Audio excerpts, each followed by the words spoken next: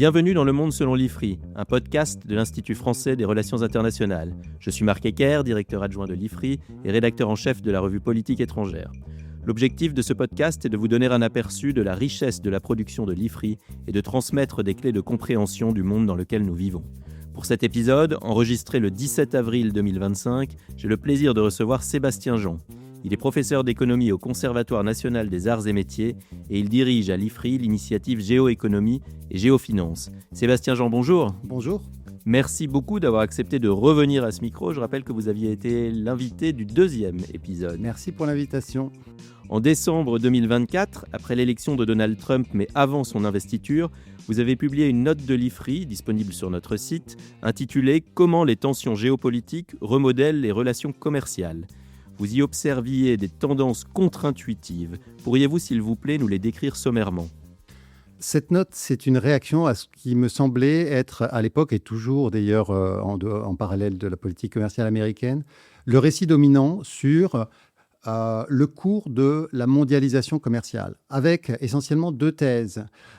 L'une qui était notamment portée par le FMI, de dire on entre dans une ère de nouvelle guerre froide commerciale. Division entre blocs. Et une deuxième, qui est de dire qu'il y a une concurrence, une surenchère des politiques industrielles dans le monde, et avec l'idée que ces deux tendances sont structurantes. Avec une analyse approfondie des données commerciales, je conteste cette vision et les enseignements qu'il faut en tirer. Sur la guerre froide commerciale, il me semble que le problème avec ce diagnostic, c'est qu'il laisse penser qu'il pourrait y avoir une orientation vers deux blocs, l'un autour des États-Unis, l'autre autour de la Chine, qui commerceraient plus entre eux qu'avec l'autre bloc. Quand on regarde ce qui se passe exactement, la réalité est assez différente. C'est-à-dire qu'il y a ce que j'appelle des points chauds, c'est-à-dire des endroits, des pays pour lesquels les contraintes politiques ont radicalement changé les schémas d'échange. C'est le cas de la Russie, par exemple. Mais là, ce n'est pas les moins 10 ou moins 20% dont parle le FMI, c'est dans un rapport de 1 à 10 que les schémas commerciaux d'approvisionnement ou de débouchés de la Russie, ont changé. Deuxième point chaud de contrainte forte, la guerre commerciale sino-américaine. Et là encore, on a un impact très fort. Ce n'est pas 10 ou 20%, c'est moins 40% environ dans l'impact sur l'intensité des relations directes entre la Chine et les États-Unis. Il a été beaucoup documenté qu'il y a des relations indirectes qui se mettent en place. Mais enfin, les relations directes, elles sont très impactées. Maintenant, ce qui est intéressant, c'est qu'une fois qu'on a identifié ces points chauds, on se demande qu'est-ce qui se passe ailleurs. Et là, quand je fais une analyse sur la base des statistiques commerciales, je vois qu'ailleurs, il ne se passe rien en termes de déformation du commerce international dans sa structure globale qui pourrait être interprétée en termes de blocs.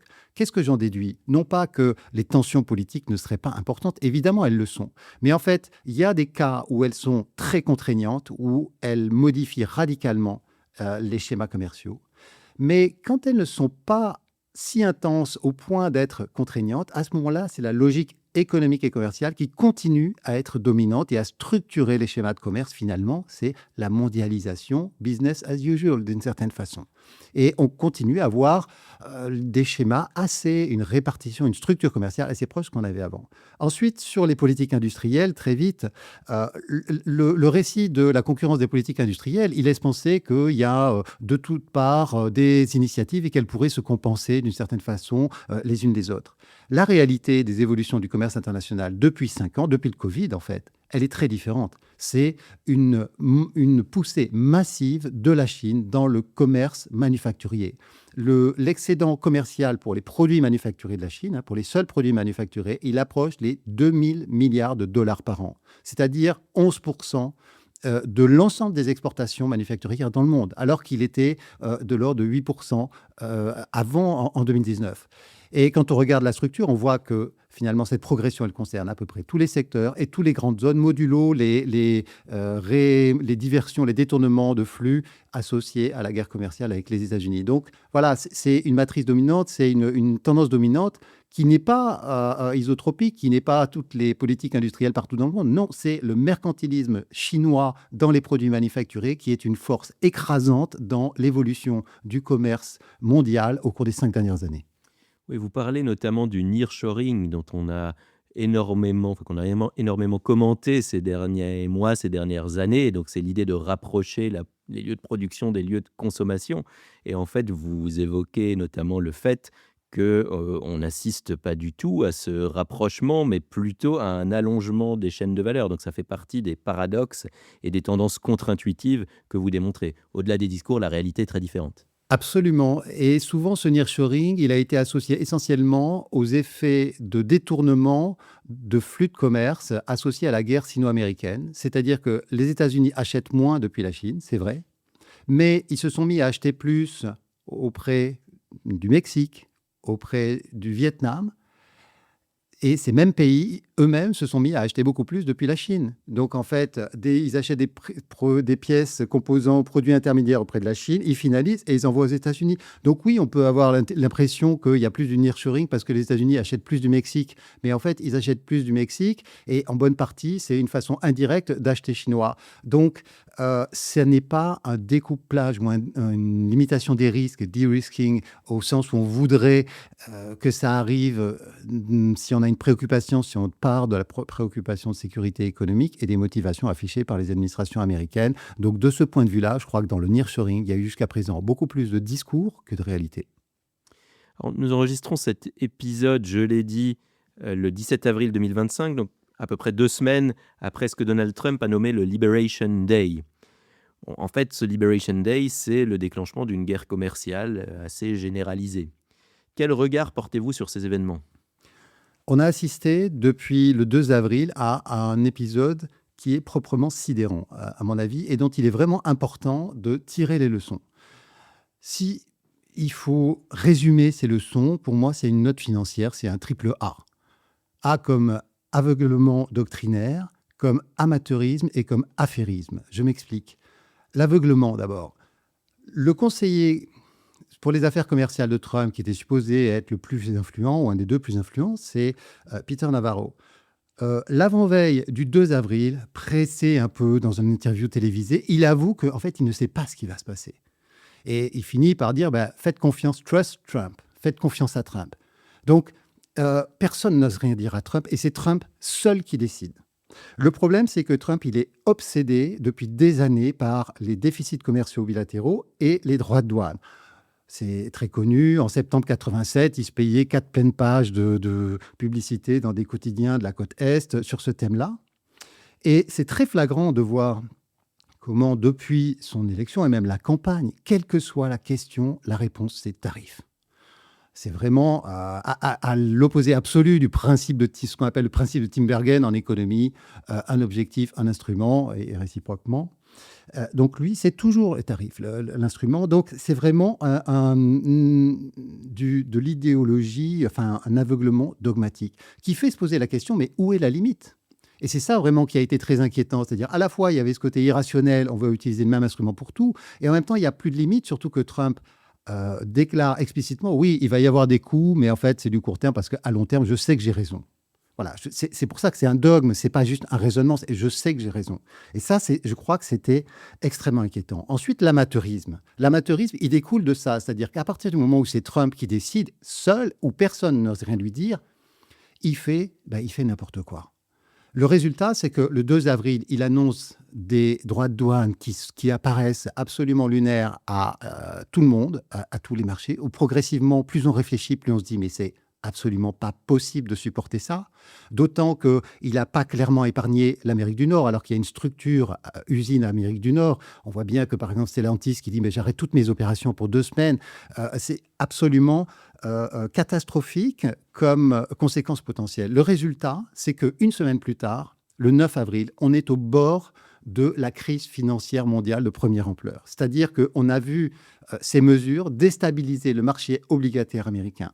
Les bons du Trésor américain, c'est le socle des marchés financiers internationaux, le marché le plus profond au monde, 29 000 milliards de dollars, et l'actif sans risque par excellence. Et on a vu le prix de cet actif tout d'un coup être déstabilisé, c'est-à-dire quelque chose qui était extrêmement préoccupant. L'administration, ne l'avoue pas, mais je pense qu'il y a eu vraiment un mouvement de panique. L'amateurisme, on le voit par le fait qu'on apprend que Trump, en fait, on lui a dit de regarder ce qu'avait dit Jamie Dimon sur Fox News et il a trouvé ça intéressant.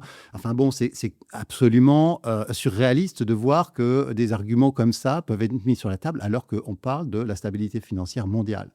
Donc, c'est vraiment une illustration de l'improvisation, de l'amateurisme. Deuxième illustration, le samedi qui a suivi, quand tout d'un coup, il exempte de droits de douane les téléphones notamment, montrant bien par là qu'il avait surenchéri par rapport à la Chine avec des droits extrêmement élevés, 145%, sans réfléchir au fait qu'il n'avait pas de fournisseur alternatif pour notamment les téléphones mobiles, parce que l'essentiel aux États-Unis vient de Chine. Donc les iPhones, par exemple, 85-90% viennent de Chine.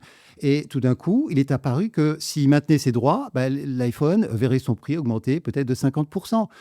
Et donc, politiquement, je ne parle même pas d'économie, mais je pense que la question elle était vraiment profondément politique, c'était insupportable, insoutenable pour lui. Donc, l'amateurisme, il est apparu très clairement. Le dernier point, je mentionne en passant, mais c'est l'affairisme. C'est-à-dire que quand on a des décisions du pouvoir qui sont à ce point erratique, à ce point guidé par l'arbitraire d'un seul homme, l'affairisme, ça n'est pas un bug, ça devient structurel. C'est-à-dire que tout ça, ça crée le clientélisme, l'affairisme, les décisions discrétionnaires, où il y a trop d'incitation à utiliser la proximité au chef pour faire des affaires, de très bonnes affaires, pour que ça ne dégénère pas d'une façon ou d'une autre. On a vu un premier exemple là. Je serais étonné qu'on n'en voit pas d'autres, honnêtement. J'aimerais revenir sur le deuxième A, qui est l'amateurisme, parce qu'effectivement, souvent, Donald Trump est moqué, mais enfin, il est quand même entouré de conseillers.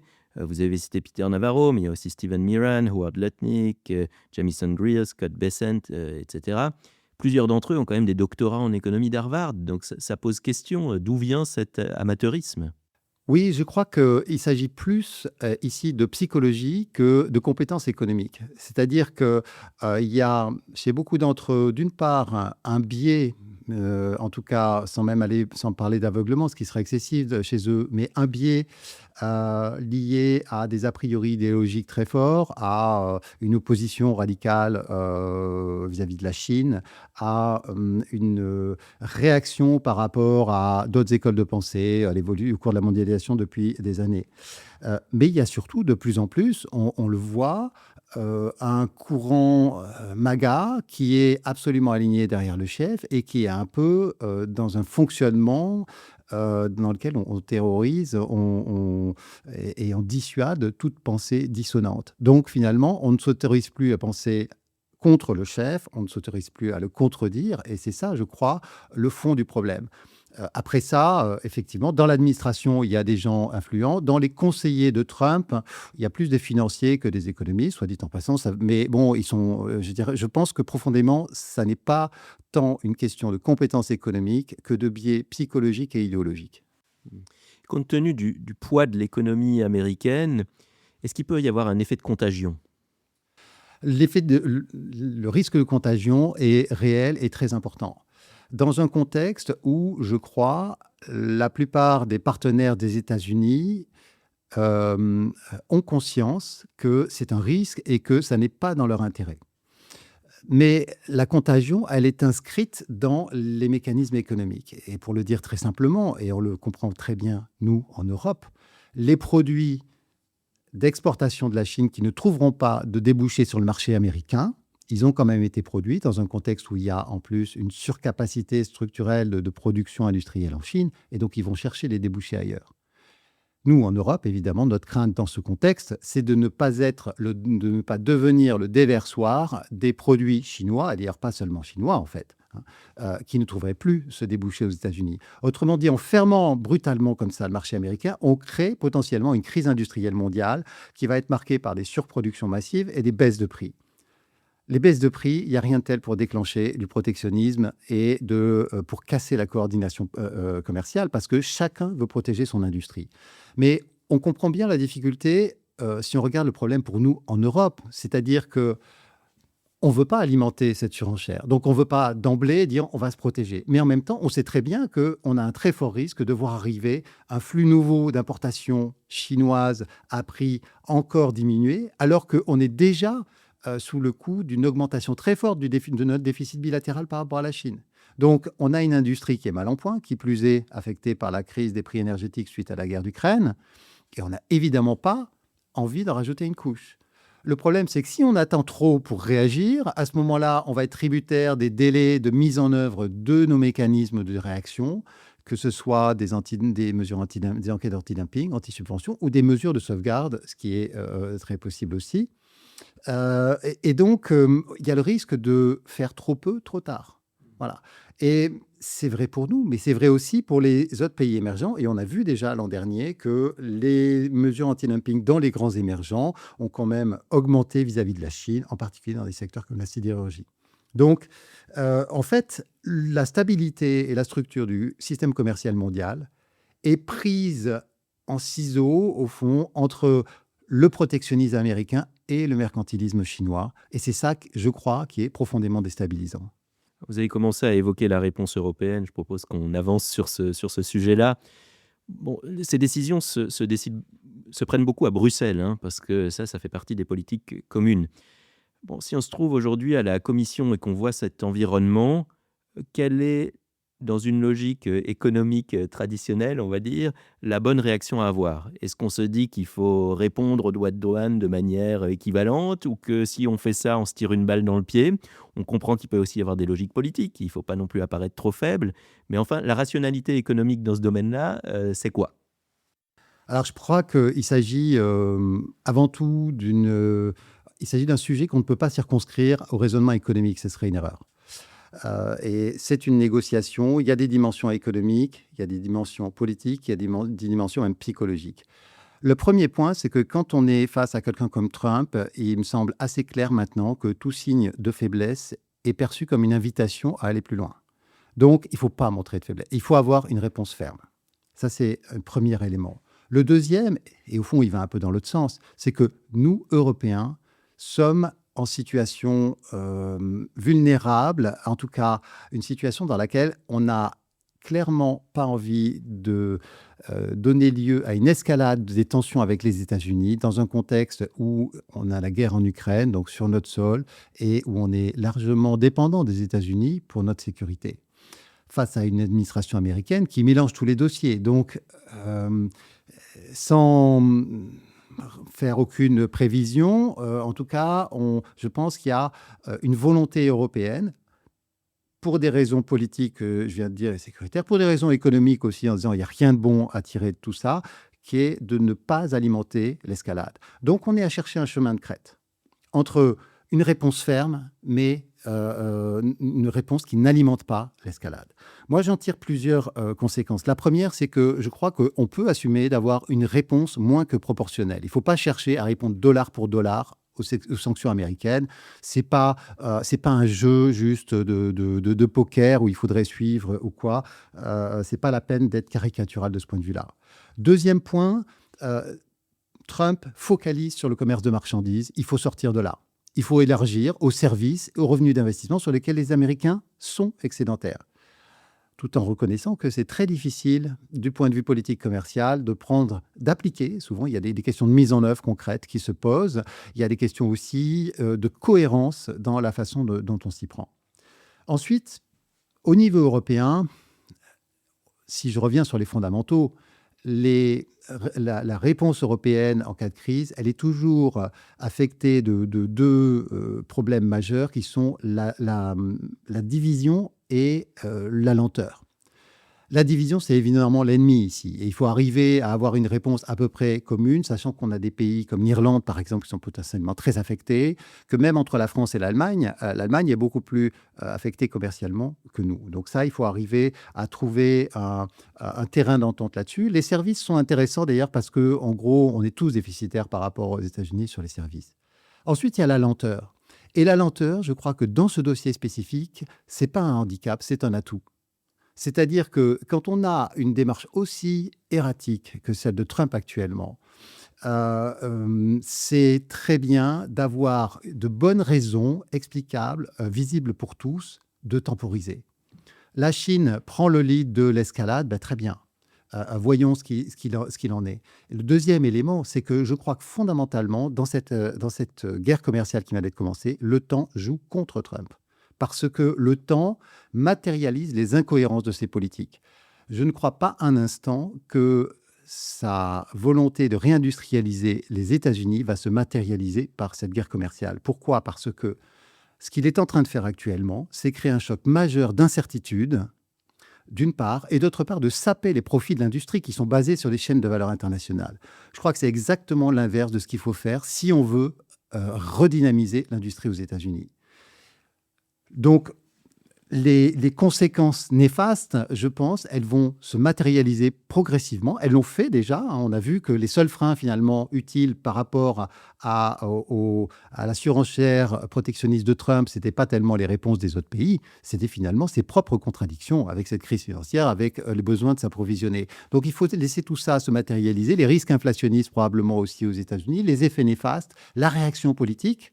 Et donc pour ça, si on temporisait sans aucune excuse, finalement, ça serait une preuve de faiblesse. Mais là, on peut le faire avec une bonne excuse pour ça. Un dernier point, c'est qu'en Europe, comme toujours, il y a une dimension juridique, légale, en fait, institutionnelle, très importante dans cette réponse. Elle est très codifiée.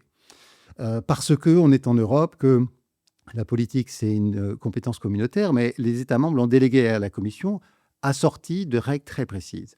On a été assez inventif en 2018 en assimilant les mesures prises par les États-Unis à des mesures de sauvegarde et ça permettait de dégager des degrés de liberté supplémentaires. Et on va réutiliser quelque chose probablement un peu remanié, mais du même ordre cette fois-ci. Mais il y a une question qui est très présente dans le débat européen, c'est le fait de savoir s'il faut ou pas utiliser pour la première fois l'instrument anti-coercition. J'ai entendu des discours, des réactions de politiques disant c'est l'arme nucléaire, attention, c'est escalator, etc. Je pense que c'est une erreur fondamentale de dire ça. Parce que ça n'est rien d'autre, cet instrument, qu'une façon d'éviter d'être empêtré, d'être vraiment enferré dans des contraintes légales qui seraient extrêmement contraignantes et qui restreindraient notre liberté d'action. À ce niveau, sans forcément l'utiliser, je crois qu'il faut le mettre sur la table. Et dire d'emblée, c'est exclu de la négociation, c'est affaiblir notre position dans ce qui est un rapport de force. Et ce serait une erreur, je pense. Est-ce que vous pouvez nous l'expliquer brièvement, ce mécanisme anti-coercition? Alors, le mécanisme anti-coercition, il a été négocié d'ailleurs suite aux menaces de la première administration Trump en réaction au projet de taxation des services numériques en Europe, comme étant un instrument permettant de répondre à des actions qui mobiliseraient des contraintes économiques pour poursuivre des objectifs politiques, de faire changer les politiques en Europe. L'une des grandes innovations de cet instrument, c'est qu'il n'est pas assis sur le droit commercial de l'Organisation mondiale du commerce, il est assis sur le droit international coutumier. Ça veut dire qu'en termes de logique juridique, il peut suivre les règles de ce droit international coutumier qui autorise les représailles directement. Alors qu'à l'OMC, il y a un processus très codifié, lent, il faut au moins 1 an, voire plus, etc. Il les autorise et par ailleurs, il limite beaucoup moins le spectre de ce qui peut être fait. Ça veut dire que dans le cadre de cet instrument anti-coercition, on peut avoir une très grande variété de mesures. Si on veut répondre sur les services, par exemple, je crois que ça sera assez difficile, serait assez difficile de le justifier par les mesures commerciales. C'est pas impossible, mais en tout cas, ça pourrait être plus limitant. Ou si on veut aussi utiliser les droits de licence, par exemple. Encore une fois, on est dans une négociation. Je pense qu'il faut mettre les choses sur la table. Ça ne veut pas dire les appliquer. Il ne faut pas rentrer dans l'escalade, mais il faut donner des signaux. Et les signaux, ils sont d'autant plus intéressants pour notre position de négociation qu'on ne les applique pas tout de suite parce qu'on ne nourrit pas l'escalade de cette façon-là. Juste un mot de plus sur l'instrument anti-coercition. Comme toujours en Europe, il faut se préoccuper de la façon concrète dont on le met en œuvre. Et là, il y a une procédure en 2 temps, essentiellement. D'abord, il faut caractériser si c'est effectivement, on fait face à de la coercition économique. Et là, il faut un vote positif à la majorité qualifiée au Conseil pour acter ce fait. Une fois que c'est fait, la Commission propose des mesures de réponse. Et là, c'est simplement, il faut une majorité qualifiée pour s'y opposer seulement. Hein, donc, la Commission a plus de degrés de liberté, disons. On a déjà très largement défriché le sujet des droits de douane, mais j'aimerais quand même y revenir. Bon, vous avez expliqué cette logique très simpliste de Donald Trump qui consiste à dire on augmente les droits de douane, donc ça va coûter beaucoup plus cher d'importer des biens aux États-Unis.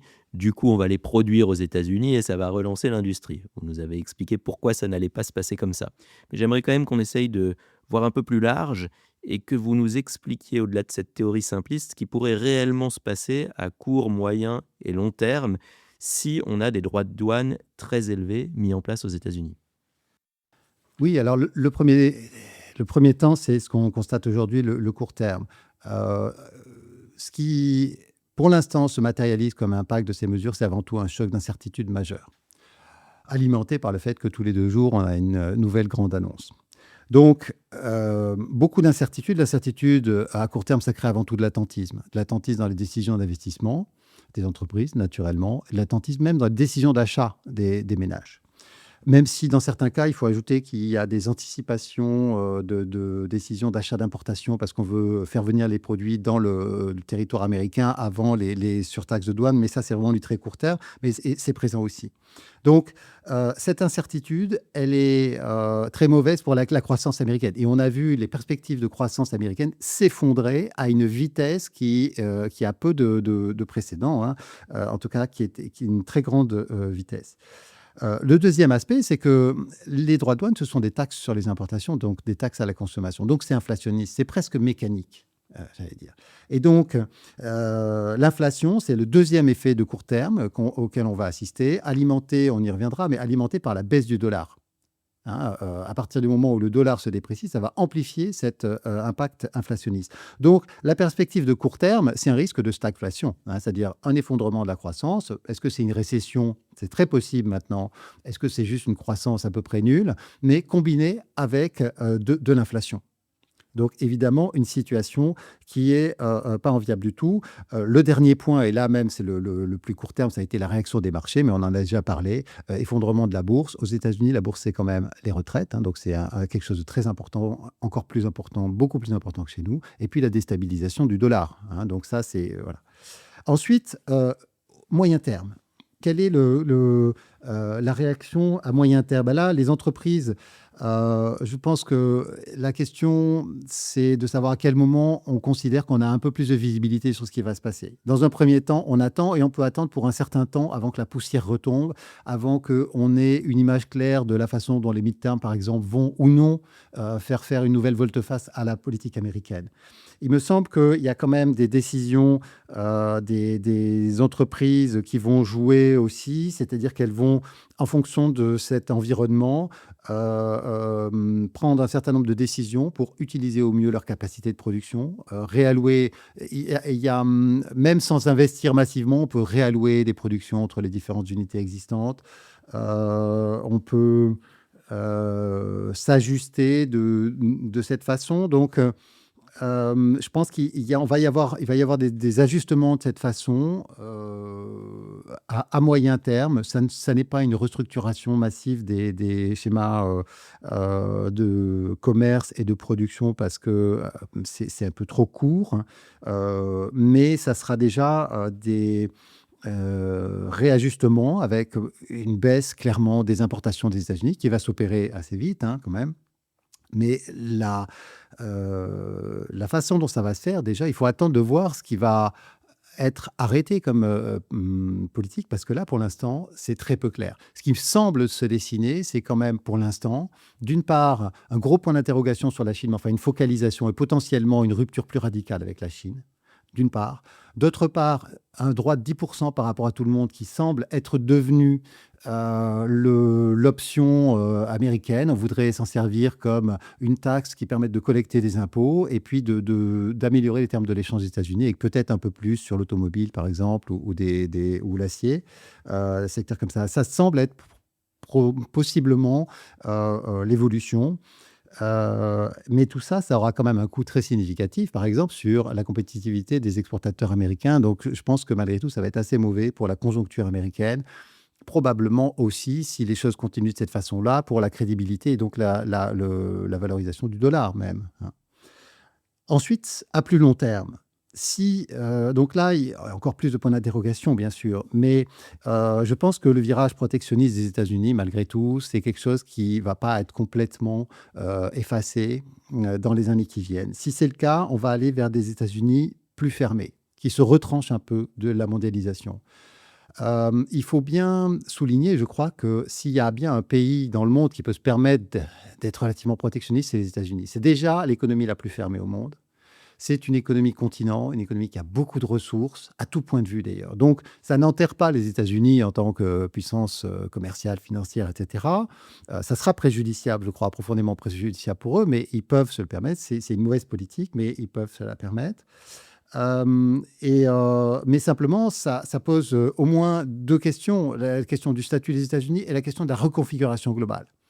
Statut des États-Unis parce que s'ils sont, eux, beaucoup plus fermés, est-ce qu'ils peuvent jouer le même rôle de pivot de la mondialisation, notamment sur la dimension financière et même économique et stratégique, au-delà, y compris par leur multinationale. Est-ce qu'ils peuvent continuer à jouer ce rôle s'ils sont dans une position plus isolationniste, qui est clairement perçue comme non coopérative par tout le monde? La deuxième, c'est est-ce que cette reconfiguration, elle s'étend? On a parlé du risque de contagion tout à l'heure. Le point d'interrogation, il est majeur. Parce qu'en plus, on démolit, en tout cas, on déstabilise le système existant, mais il n'y a pas de système de remplacement pour l'instant.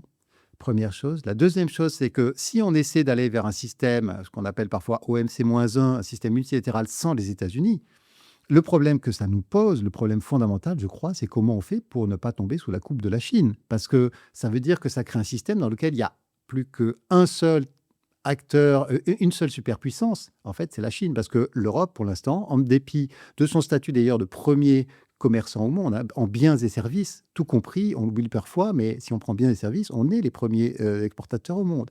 Mais en fait, on n'est pas une superpuissance comparable à la Chine là-dedans. Donc, il y a une vraie question. Est-ce qu'on peut arriver à organiser quelque chose de structuré ou bien est-ce qu'on sombre dans un chaos qui serait profitable pour personne? Je pense qu'il y a vraiment beaucoup de pays qui sont désireux d'avoir quelque chose d'ordonné et fonctionnant sur la base de règles. Donc moi, je suis plutôt optimiste sur le fait qu'on va arriver à structurer, mais ça sera peut-être plus fragmenté, plus un certain nombre d'alliances plurilatérales ou des règles moins contraignantes avec plus d'interventionnisme des États. Je crois que c'est vers ça qu'on va.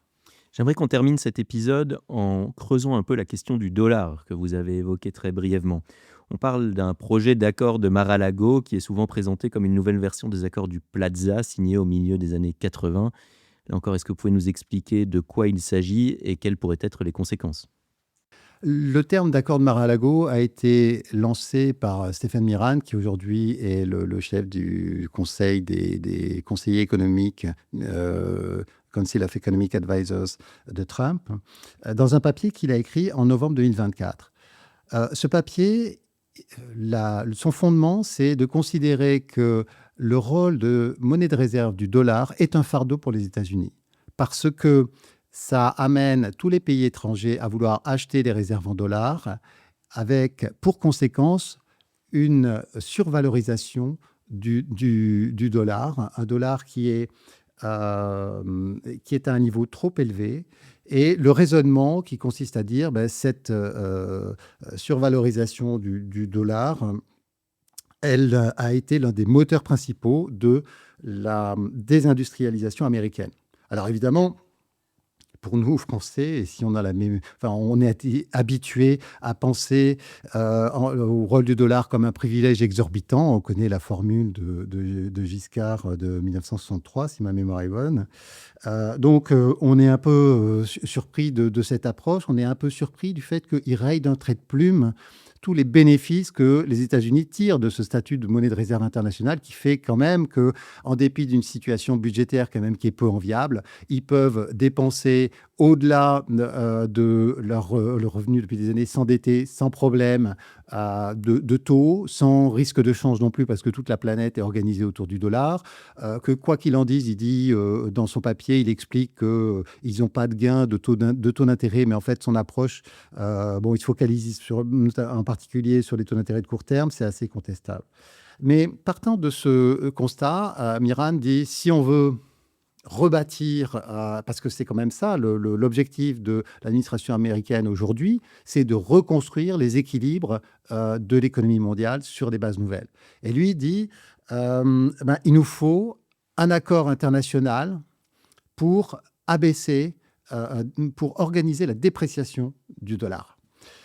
Il fait donc le parallèle avec les accords du Plaza de septembre 1985, dans lesquels les États-Unis, suite à l'extraordinaire appréciation sous la première administration Reagan du dollar, hein, qui avait atteint des niveaux assez stratosphériques, a mis autour de la table ses partenaires, en particulier l'Allemagne et le Japon, pour se mettre d'accord pour accompagner la dépréciation, la dévalorisation du dollar. Accompagnée, j'insiste là-dessus, parce qu'en fait, elle avait déjà baissé. Hein, ça fait partie des raccourcis de son analyse. Il fait comme si on pouvait décider comme ça, mais même en 85, sans même parler d'aujourd'hui, parce que la situation est très différente, je vais y revenir, ce n'était pas tout à fait aussi simple que ça. Comment il veut faire ça? Là, ça devient intéressant. Justement, il dit, voilà, il faut des moyens de pression sur le partenaire pour les mettre autour de la table, pour les forcer à accepter un accord comme celui-là. Essentiellement, les deux sur lesquels il se focalise le plus, ce sont les droits de douane, parce que les droits de douane, c'est un moyen de pression, la menace du droit de douane. Et puis, très explicitement, il dit aussi qu'il faut utiliser la menace du retrait du parapluie sécuritaire américain. Ceux qui ne veulent pas coopérer, on leur supprime notre garantie de défense. Donc là-dessus, il est assez explicite. Et puis un troisième point quand même qu'il a, et d'un ordre un peu différent, c'est de dire finalement, on peut aussi opérer de façon unilatérale des modifications contractuelles sur les modalités de financement des bons du Trésor, par exemple en taxant les intérêts perçus sur les bons du Trésor américain.